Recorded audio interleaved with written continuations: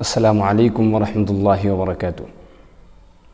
عید الاضحیٰ کی نماز کی نیت اور اس کا طریقہ۔ سب سے پہلے تو یہ جان لیجئے کہ عید الاضحیٰ کی نماز کی نیت اور اس کا طریقہ جس طرح سے عید الفطر کے اندر بتایا گیا تھا سیم ویسے ہی ہے، اس میں کوئی فرق نہیں ہے، صرف نیت کی فرق ہے کہ عید الفطر کے اندر آپ نیت یہ کریں گے کہ میں عید الفطر کی نماز ادا کرنے جا رہا ہوں، اور عید الاضحیٰ کے اندر آپ یہ نیت کریں گے کہ میں عید الاضحیٰ کی نماز کی نیت کرنے جا رہا ہوں۔ بس اتنا ہی فرق ہے۔ باقی جو عید الفطر کے اندر 6 زائد تکبیریں ہیں، وہی 6 زائد تکبیر عید الاضحیٰ میں بھی ہے۔ 2 رکعت واجب جو ہیں عید الفطر میں، وہی 2 رکعت عید الاضحیٰ میں بھی واجب ہے۔ لیکن اس بات کا خیال ضرور رکھا جائے کہ عید الاضحیٰ کی نماز جتنا جلد ہو سکے اتنا جلد پڑھ لیا جائے، یہ سنت سے ثابت ہے۔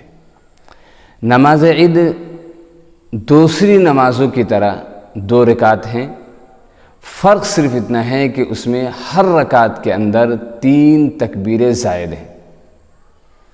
ان تکبیروں کی ادائیگی کا طریقہ یہ ہے کہ تکبیر تحریمہ کے بعد ہاتھ باندھ کر ثنا پڑھ لیں۔ مثلا اللہ اکبر ہاتھ باندھ لیا، اس کے بعد سارے لوگ ثنا پڑھ لیں، اس کے بعد مسلسل 3 تکبیریں کہتے جائیں۔ پہلی تکبیر میں ہاتھوں کو کانوں تک اٹھا کر چھوڑ دیں 3 تسبیح کے برابر۔ پھر دوسری تکبیر میں بھی ہاتھوں کو کانوں تک اٹھا کر چھوڑ دیں 3 تسبیح کے برابر۔ پھر تیسری تکبیر میں ہاتھوں کو کانوں تک اٹھا کر باندھ لیں گے۔ اس کے بعد امام قرات کرے گا، یعنی سورہ فاتحہ اور سورت کی تلاوت کرے گا، اور مقتدی خاموش اس کو سنتے رہیں۔ اور پھر دوسری رکعت میں امام قرات کے بعد، یعنی قرات سے جب فارغ ہو جائے گا، یعنی سورہ فاتحہ اور سورت سے فارغ ہو گیا دوسری رکعت میں، اب رکوع میں جانے والا ہے، تو رکوع میں جانے سے پہلے پھر 3 تکبیریں کہیں جائیں گی۔ اور یاد رکھیے یہ تکبیریں امام کو بھی کہنا ہے اور مقتدی کو بھی کہنا ہے، یہ تکبیریں مقتدی سے بھی نہیں چھوٹنی چاہیے۔